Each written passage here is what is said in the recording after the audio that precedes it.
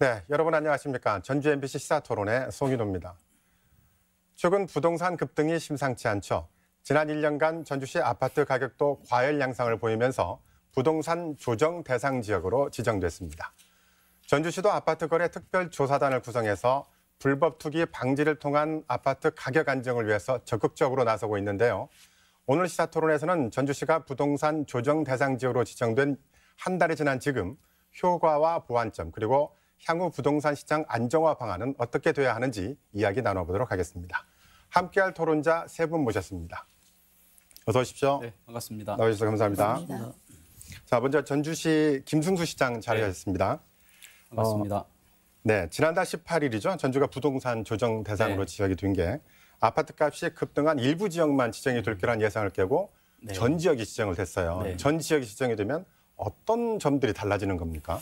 우선 이제 조정 대상 지역은 몇 가지 기준이 있습니다. 국토부가 주거정책심의위원회를 열어서 하게 되는데 가장 중요한 정량 지표는 주택가격 상승률이 소비자 물가 상승률의 1.3배를 초과한 경우, 그리고 또 이제 주택 청약률이 5대 1을 넘는 등 몇 가지 기준이 있는데 전주는 이미 주택가격 상승률이 소비자 물가 상승률 1.3배를 초과를 했고, 주택 청약률 경우에는 에코포레나가 61대 1, 그리고 또 태평 아이파크가 18대 1, 효자 힐스테이트가 18대 1을 넘어서면서 이제 정부가 국토부에서 지정을 하게 된 겁니다. 조정 대상 지역으로 지정이 되면 광범위한 규제를 받게 되는데 뭐 금융이라든지 또 세제, 또 전매 제한, 청약에서 까다로운 규제를 받게 됩니다. 특히 금융은 많은 분들이 이제 주택담보대출을 통해서 이제 뭐 부동산을 취득을 하게 되는데 보통 LTV라고 하죠. 주택담보대출은 이제 9억 이하의 아파트를 만약에 제가 매수를 하게 된다면 70%에서 50%로 하향이 되고, 또 LTV라고 부르는 총 부채 상환율도 60%에서 50%로 하향이 됩니다. 그리고 2주택자 이상은 아예 뭐 주택담보대출을 신청조차 할 수가 없고, 다만 서민 실수요자들은 플러스 10%가 되기 때문에 좀 나아지는 형편에 있습니다. 세금도 취득세가 2주택자는 뭐 8%, 3주택자 이상은 뭐 12%가 꽤 이제 굉장히 많이 올라가게 되고, 특히 양도세의 경우에는 2주택자는 뭐 20%, 기본세율의 20%가 중과세율을 적용받게 되고, 또 3주택자는 기본세율의 플러스 30%가 돼서 굉장히 많은 중과세를 받게 되죠. 그리고 이제 분양 전매의 경우에는 단일세율의 50%가 적용이 되고, 그 이외에 또 전매 제한이라든지 청약 등에서 굉장히 까다로운 규제를 받게 됩니다. 네. 자, 그런 정부의 규제 정책과 함께 전주시에서도 특별조사단을 운영하고 있죠. 그동안에는 이제 부동산 거래를 담당했던 부서가 주로 이제 민원실에서 직원 한두 분이 이제 이걸 맡다 보니까 아파트 불법 투기 세력들의 수법이 굉장히 고도화되고 또 건수도 많이 늘어나기 때문에 물리적으로 저희가 대응을 할 수가 없었습니다. 그래서 이걸 아예 뭐 부동산 투기 그 즈음에만 하는 게 아니고 365일 대응하는 상시 조직을 신설을 하자. 그래서 전국 처음으로 저희가 아파트 투기 특별조사단을 꾸렸는데, 여기에는 뭐 행정공무원뿐만이 아니라 이제 전문적인 세무직들, 지적직도 들어와 있고, 또 이제 공무원 9분이 대응하기는 현장이 어렵기 때문에 현장에 아주 뛰어난 베테랑들, 그러니까 공인중개사들을 저희가 2분을 공무원으로 뭐 10대 1의 경쟁률을 뚫고 2분을 채용해서 11분으로 저희가 이제 아파트 거래 특별조사단을 꾸려서 대응을 하고 있고요. 다만 또 현장에서 어떤 일들이 벌어지는지 잘 모르기 때문에 전주를 9개 권역으로 나눠서 모니터링 단도 구성을 했고, 또 이제 전주시청 혼자 할 수 없기 때문에 경찰과 세무서, 한국부동산원, 은행권들과 함께 실무협의체도 꾸렸고, 또 전주 이외의 풍선 효과 때문에 시군과 협의체도 꾸리고 뭐 신고센터도 설치해서 만반의 대비를 하고 있습니다. 네. 자, 엄수원 전주대 부동산학과 교수님 자리하셨는데요. 사실 부동산 가격 폭등 문제는 전주의 문제만은 아니잖아요. 새 정부 들어서 부동산이 이렇게 뜨겁게 달아오르는 이유는 무엇이라고 보십니까? 네, 그렇습니다. 정부 차원에서도 부동산 시장 안정을 위해서 많은 노력을 해오고 있습니다만은 여러 가지 이제 부작용이 발생하고 있는 상황이다, 이렇게 볼 수가 있겠고요.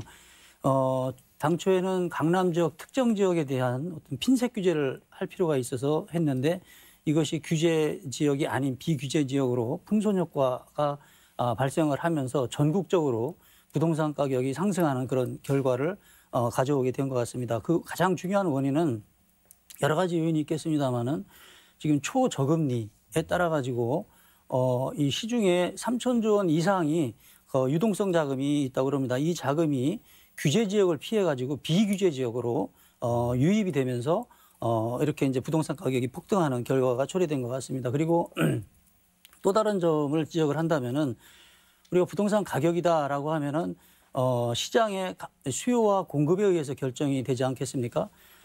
그러려면 부동산 가격이 안정 혹은 하향 조정 이것을 위해서는 수요가 약간 규제가 돼야 되고 공급이 확대되어야 되는 그런 이제 측면이 있는 거죠. 그런데 지금 정부 정책에서는 이제 수요를 좀 규제하는 그런 데 방점을 두는 정책이 좀 강조되어 왔다 이렇게 볼 수가 있고 반면에 이제 공급이 이루어졌습니다만 그래도 공급 측면에서의 그 중요성이 다소 이제 좀 약간 미흡했던 부분이 있지 않는가. 그래서 최근에 이제 우리 뭐 신임 국토부 장관도 바뀌셨습니다만 공급 방안에 대해서 여러 가지 고민을 하고 계시기 때문에 적절한 공급 방안이 나오리라고 생각이 됩니다. 네, 그 지난달 전주시 전 지역이 부동산 조정 대상 지역으로 지정이 됐잖아요. 엄 교수께서는 무리한 지정이라는 반발도 있긴 한데 엄 교수께서는 뭐 괜찮은 조치다라고 보십니까? 아니면 약간 무리한 점이 있다고 보십니까? 저는 불가피했다고 봅니다. 아시다시피 작년 하반기에 에코시티의 약 40평대 아파트가 4개월 만에 4억이 올라가지고 11억 원에 거래되고 만성동의 30평대 아파트가 재작년에 3억 4, 5천 정도에 거래되던 것이 작년 말에는 뭐 6억 5천 정도에 거래돼서 2배 정도가 상승을 했었고요. 또 공시가격 1억 원 미만, 이게 틈새, 이게 비규제 대상 이런 거를 그 유동성 자금이 또 유입이 되면서 이 재건축 재개발 공시가격 1억 원 미만 아파트가 거래량이 급증하는 현상, 이런 부작용도 발생을 했습니다. 한국부동산원 자료를 좀 살펴봤는데요. 작년 12월 17일 날 우리 전주시가 조정 대상 지역으로 지정이 됐어요. 그 바로 직전에 그 주간 아파트 매매 가격 동향을 보니까 12월 첫째 주, 둘째 주 2주간에 걸쳐서 매주 0.41%씩 증가한 것으로 나오고 있습니다. 근데 이 같은 기간 동안에 수도권의 동향을 보니까 수도권은 0.19% 올랐어요. 그러니까 2배 이상을 우리 전주시가 수도권에 비해서 더 많이 급등한 거로 나타나고 있고요. 또 이 거래 동향을 기준으로 살펴보면은 재작년, 그러니까 2019년 9월부터 정상적인 상황이 아니었다. 이렇게 보여지는데요. 2019년 9월에는 평균 500, 600건 거래가 되다가 10월부터 767건, 그러다가 12월에는 1235건으로 거의 2배로 거래량이 늘어났다가 작년 6월에는 1600건, 그리고 작년 말에는 1800건으로 평소 대비 3배 가까이 거래량이 증가하는 그런 것을 볼 수가 있습니다. 그래서 서울발 이 부동산 투기 현상이 우리 비규제 지역이었던 전주시까지 와서 이제 급기야 작년 12월 17일 조정 대상 지역으로 지정이 될 수밖에 없는 상황이 아니었는가, 저는 그렇게 봅니다. 네, 그 한국공인중개사협회 전북 부지부장인 허남숙 부지부장 나오셨는데요. 자, 이렇게 엄 교수께서 말씀해 주셨는데, 자, 그렇다면 전주시의 강도 높은 규제가 계속되고 있는데 그 전주 지역의 아파트 거래량이나 가격 변화는 좀 변함이 있습니까? 전주시 아파트가 2019년부터 상승하기 시작해갖고 2020년도에 최고가를 쳤는데요. 규제적으로 이제 전주가 달리다가 신규 아파트 거래가 거의 단절된 걸로 사실 조사되었습니다. 거래량을 보면은 2019년도에 한 8,484건, 2020년도에는 16,426건에서 무려 193.6%라는 폭발적인 증가세를 가져왔습니다.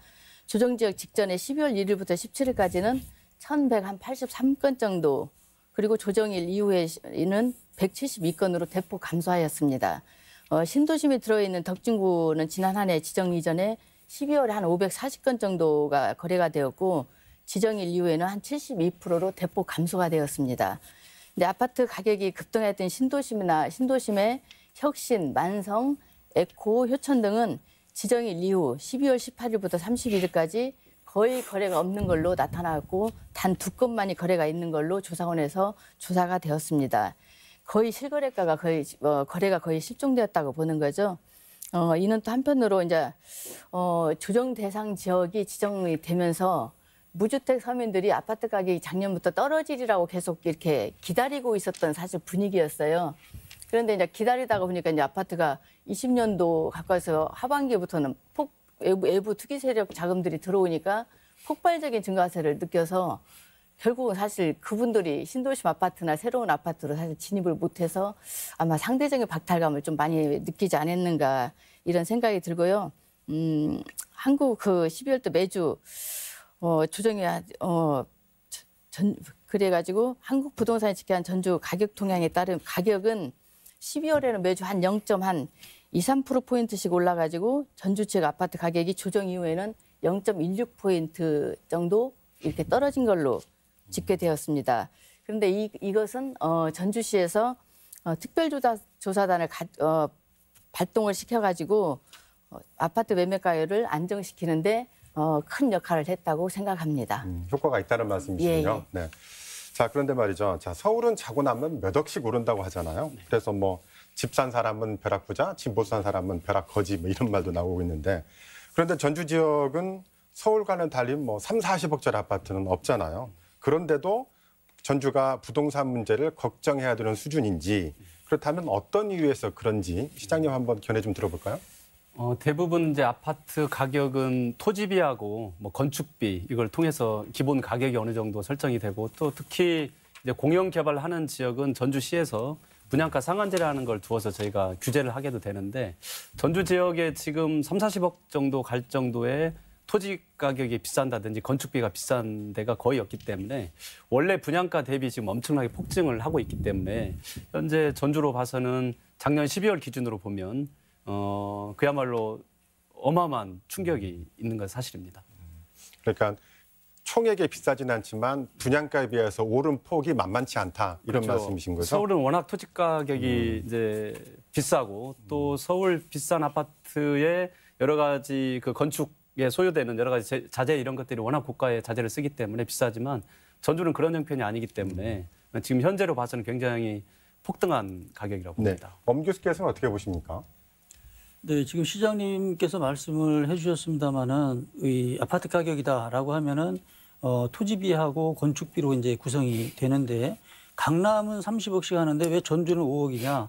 지금 말씀드린 것처럼 건축비는 거의 비슷할 거예요. 인건비도 아마 조금 뭐 서울 쪽이 조금 비싸겠죠. 근데 문제는 이제 토지비에서 차이가 난다라고 하는 겁니다. 토지. 서울 같은 경우는 우리나라의 수도고 그러다 보니까 인구도 굉장히 많이 살고 있지 않습니까? 그러다 보니까 토지 이용 수요가 굉장히 높고 특히 그 범위를 좁혀서 강남으로 좁힌다면은 강남에 대한 그 수요는 뭐 이 전국적인 것 같아요. 제가 볼 때는. 그렇기 때문에 그렇다고 해서 강남 지역의 토지를 더 이상 늘릴 수도 없는 것이고 건축물 아파트 같은 경우에 지면 되는데 토지는 늘릴 수가 없는 거지 않습니까? 그러다 보니까 그러니까 그 토지의 기본적인 그 특성이라고 할 수 있는 그 생산할 수 없는 더 이상 생산할 수 없는 그런 특성에 맞물려서 이 수요는 있는데 공급 물량이 늘어날 수 없기 때문에 토지 가격이 엄청나게 높은 것이죠. 그것이 이제 그 전주시와 강남 지역의 아파트 가격의 그 차이의 기본적인 원인이 토지비에 있다라고 볼 수 있는 겁니다. 자, 시장님.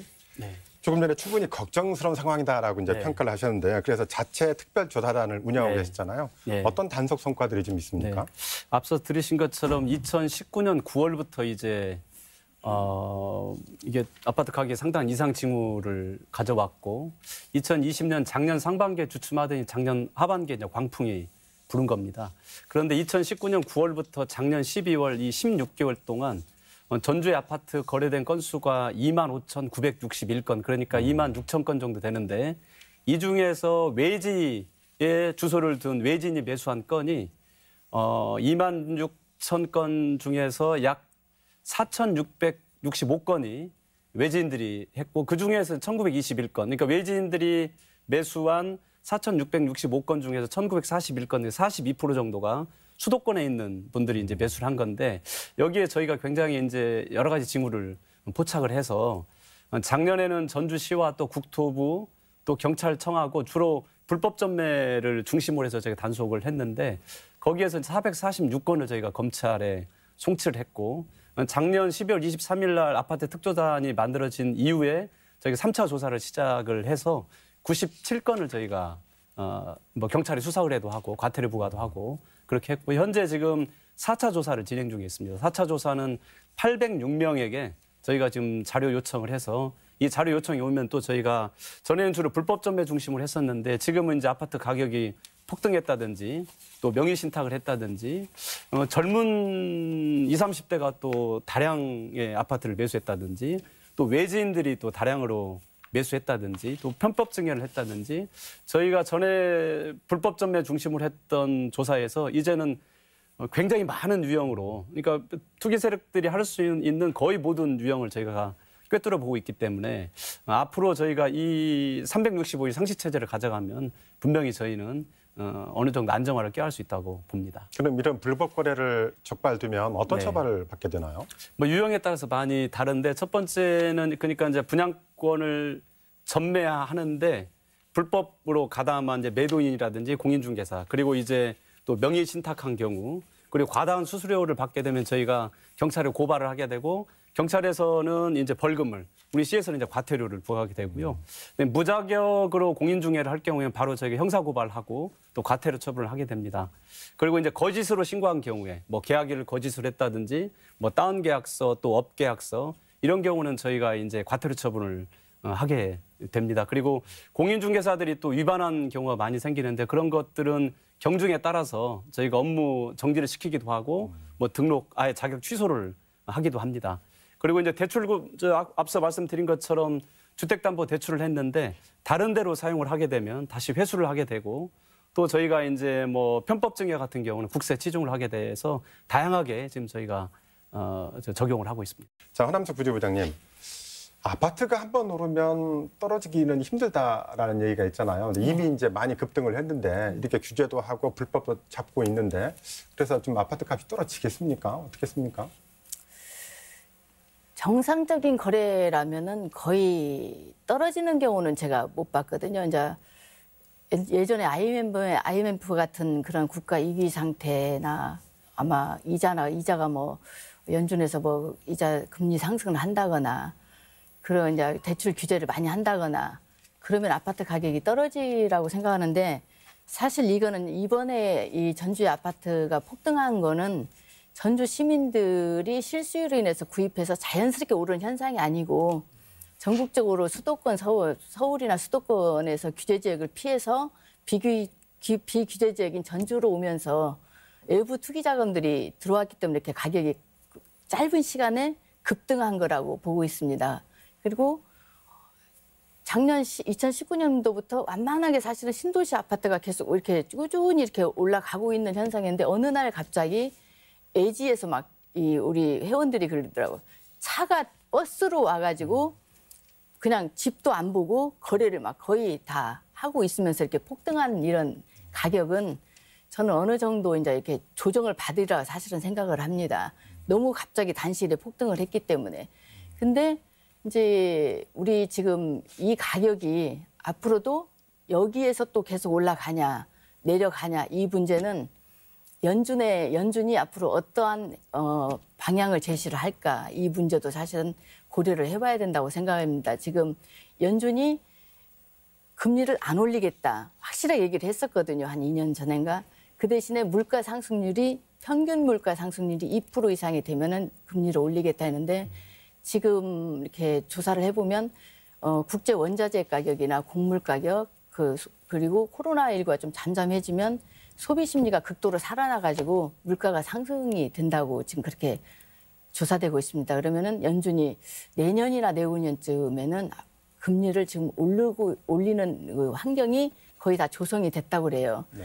그러면은 올해까지 아파트가 이렇게 꾸준히 이렇게 여기에서 지금 보합세로 우리 전주시가 지금 특별조사단을 가동을 해가지고 정말 전국에서 제일 발빠르게 지금 조치를 취하시고 계시는 거잖아요, 시장님께서.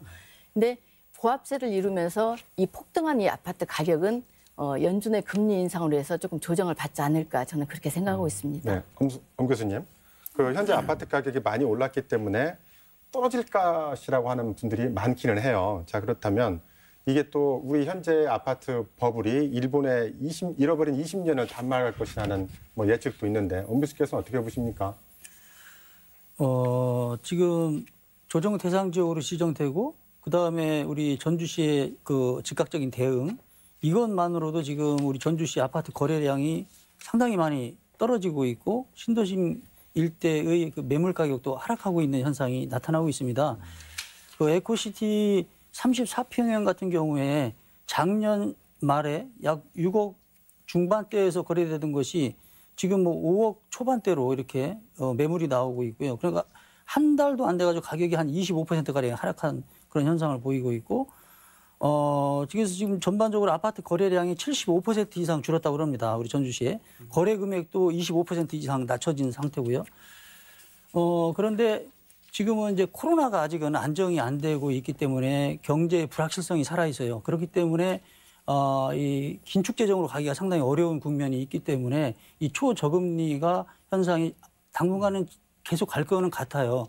그러나 금년 말쯤 접어들면서 코로나가 좀 잡히고 경제의 불확실성이 제거되면 금리가 서서히 올라가게 되고 그러다 보면은 이제 시중의 유동성 자금이 축소가 되면서 이 거품, 버블이 빠질 가능성이 있다. 그래서 제가 볼 때는 부동산 가격은 앞으로 조정기를 거쳐서 아까 말씀드린 지금 이 조정 대상 지역 지정 전주시 대응만으로도 이렇게 떨어졌는데 이 유동성마저 이제 축소가 되면 조정기 이후에 하락 안정세로 접어드는 그런 국면이 있을 거다.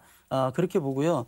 근데 이 금리라고 하는 측면에서 보면 전 세계적으로 초저금리 현상이 마찬가지예요, 지금. 2020년 작년 기준으로 미국을 보면은 미국이 0.25%고 일본이 마이너스 금리입니다. 마이너스 0.1%예요. 그리고 유럽도 마찬가지예요. 유럽도 마찬가지. 다 그런데 전 세계적으로 그런데 그럼 이제 부동산 가격 동향을 한번 제가 좀 살펴봤어요. 미국의 부동산 가격이 2011년 이후에 지속적으로 상승을 하고 있고요.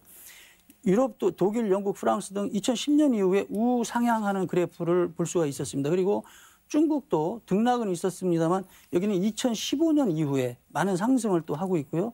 지금 우리 송 국장님 말씀하신 것처럼 일본 같은 경우에는 확실히 1990년대 초반에 버블을 정점을 찍고 그 이후에 약 20년간에 걸쳐서 하락하는 현상을 보입니다. 그런데 이 저금리 현상 때문에 그런지 모르겠습니다만 그 이후에 최근에 10년간 2010년 이후에 완만하지만 일본도 상승세예요. 그런 현상을 보이고 있습니다. 그래서 이 부동산 가격 상승 문제가 이 저금리 현상에 밀접한 관련이 있고 이것은 비단 우리나라만의 문제가 아니고 전 세계적인 현상이다.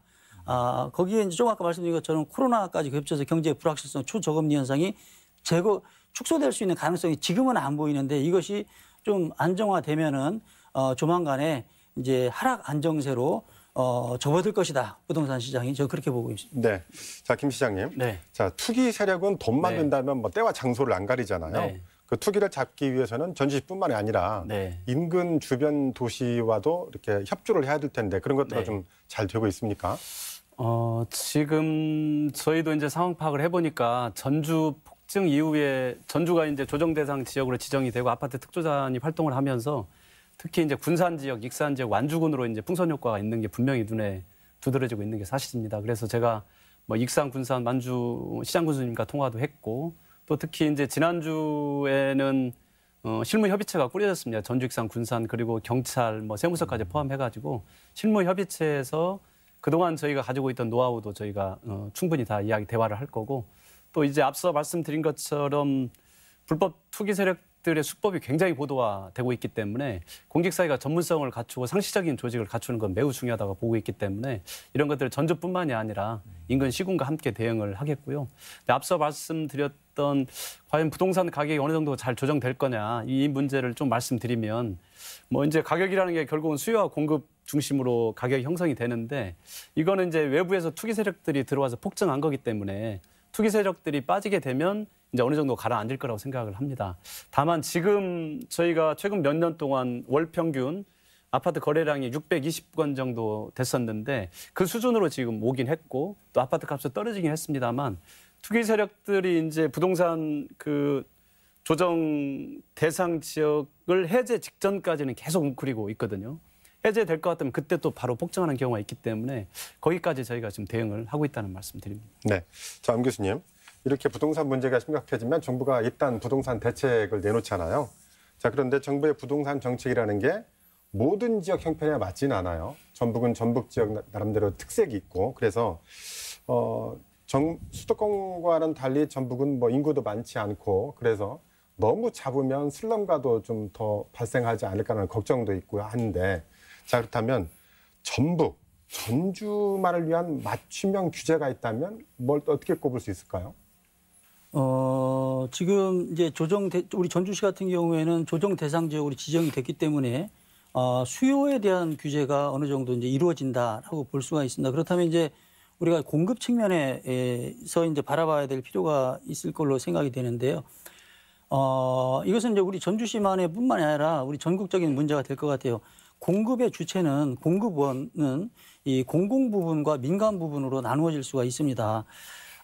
지금 정부에서는 민간 부분의 역할을 무시하는 것은 아닙니다만은 정부의 개입을 통해서 개발 이익이 환수되는 그러한 방향에서의 공급 확대 정책을 지금 강조를 하고 있습니다. 반면에 이제 야당이 되겠죠. 야당은 시장 자율 기능에 맡기는 게 좋겠다. 이런 논리가 강조되고 있는 건데요. 근데 이 두 문제는 흑백 문제가 아니고 같이 가져가야 될, 병행되어야 될 문제다라고 봅니다. 지금 신임 국토부 장관이 이 분야의 또 전문가시라 좋은 그 공급 방안이 나올 걸로 생각이 됩니다만은 무엇보다 중요한 것은 재고 시장의 총량적인 공급량이 늘어나는 것이 중요하기 때문에 민간 기능의 역할도 우리 지금 현재 정부에서 가져가고 있는 그 부의 그 편중을 개선하기 위한 노력과 함께 병행될 필요가 있다라는 점을 말씀을 드리고요. 그리고 구체적으로는 이것이 공간별로 그러니까 구도심이냐 신도심이냐 그리고 사안별로 재건축이냐 재개발 재건축이냐 신시가지 개발이냐 유형별로 일반 분양이냐 임대주택이냐 이런 그 구체적으로 이제 이 사안별로 케이스별로 전략이 달리 강구돼야 될 거다. 공공 부분의 역할과 민간 부분의 역할이 그렇게 이제 생각이 되고요. 그리고 공급 확대와 관련해서 한 가지 또 드리고 싶은 말씀이 있다면은 현재 다주택자 중과세 정책을 펴고 있습니다. 그 취지는 뭐냐면 다주택자가 보유하고 있는 물량이 시중에 매물로 나와가지고 공급 확대 효과를 유도하기 위한 거거든요. 그런데 생각을 해보세요. 이게 어불성설에 조금 그런 속성이 있는 것 같은 속성이 있습니다. 왜냐하면 양도세가 강화돼가지고 누가 내놓지를 못하고 있어요. 그리고 또 이것이 설령 나와도 지금 부동산 가격이 다 올라간 상태이기 때문에 그걸 누가 삽니까? 무주택자가 자금 여력이 딸리는데 그걸 살 수 있어요? 못 사요. 그러면은 현재 주택이 있는 사람들이 그걸 삽니까? 어떻게 삽니까? 이주택자가 되는데.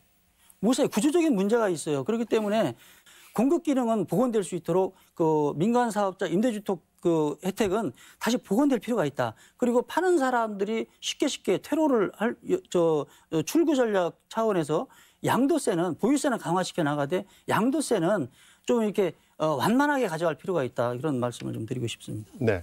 자, 김 시장님. 네. 정부 대책은 그 어떻게 보면 공급에 네. 많이 초점이 맞춰 있잖아요. 네. 제가 조금 전에도 말씀드렸듯이 전북, 전주에 맞는 네. 맞춤형 네. 정책은 뭐가 있을까요? 그렇다면? 우선 이제 저희가 세 가지를 보고 있습니다. 아파트 불법거래 특조단이 계속 활동을 하면서 불법거래가 일어나지 않도록 메시지를 주는 게 하나가 있고요.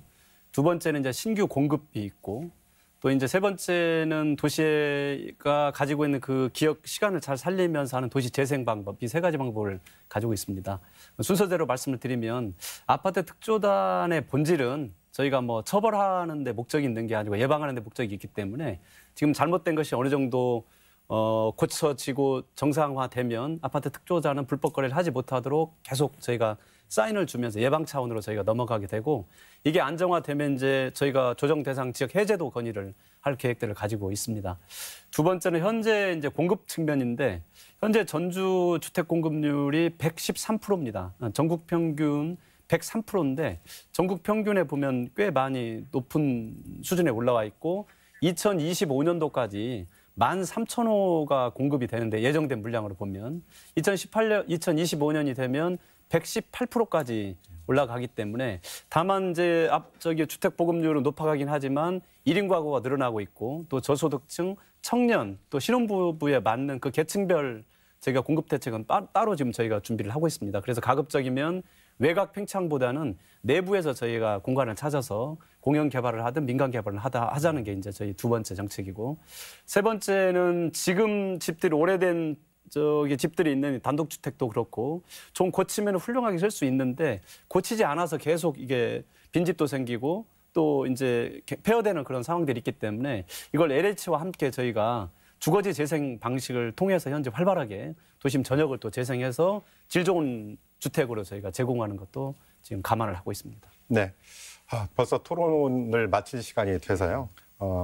오늘 못하신 말씀이나 그리고 또 마지막으로 강조하고 싶은 말씀이 있다면 마무리 말씀으로 좀 부탁드리겠습니다. 먼저 허남숙 부지부장님.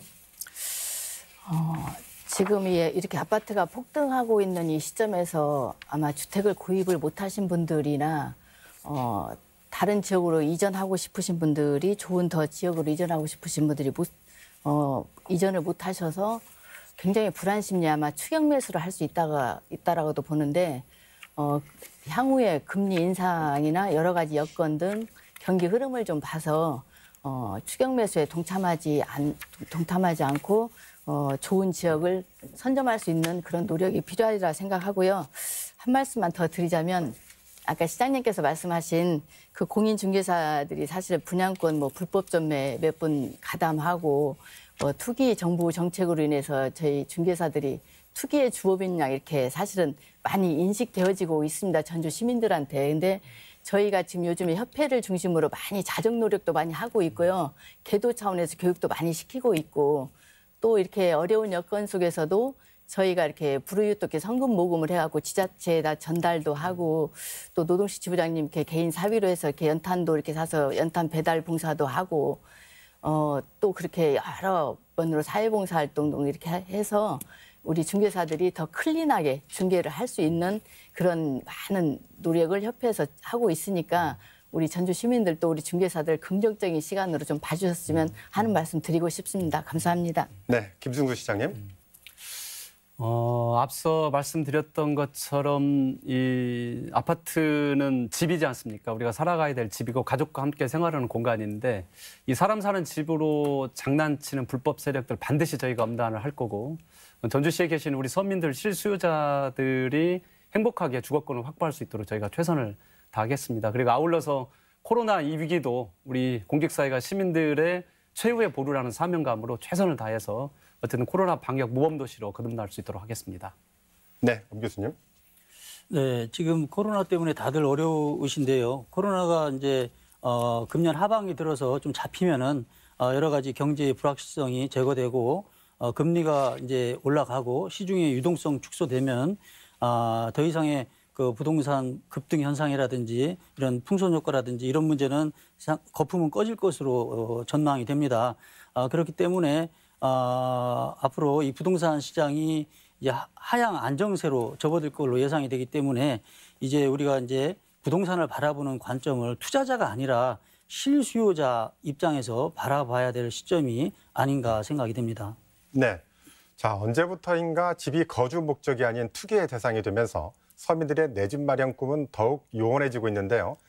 경기 침체와 강력한 부동산 규제 정책 속에서도 부동산 불패 신화는 좀처럼 꺾이지 않고 있습니다. 투기 세력이 만든 부동산 거품으로 피해가 실수요자들의 몫이 되지 않도록 이를 저지하는 부동산 정책이 효과를 내길 기대해 봅니다. 오늘 순서는 여기까지입니다. 시청해 주신 시청자 여러분, 함께해 주신 토론자 여러분 고맙습니다. 수고하셨습니다.